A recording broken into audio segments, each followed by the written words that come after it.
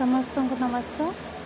तो जेहेतु 2 दिन छुट्टी रही जाइए से मो गाँ को आसी तो से बहुत सारा मुग थिला मोर उपाड़ा को जो थे मो उपाड़ी मोर हाथ भी खराब हो जाइए। तो ये भाई भी से मुग गुड़ा को सब एकाठी करुचे बोहिकी नापाई। तो मामा भी किछिटा मुग से बोहुचे बाबा ये बस मुग पड़ुंट भाभी सरीज किंतु लगुनि सरला भाया।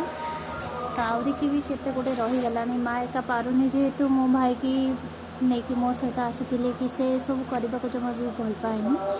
तो मुझे फोर्स करी आनी कि चल किटा काम करदे। तो ये से आसी ये केते गोटे मुग भी से गदा कर मामार भाईर ताक बांधुंट नापाई।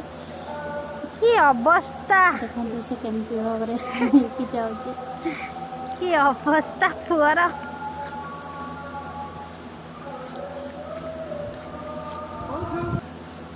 तापरे ता भीतर आसी जाइए आमर डेंगापोल दहीबरा जो मैंने जगतसिंहपुर से माने तो जानी थे जे डेंगापोल दहीबरा विषय।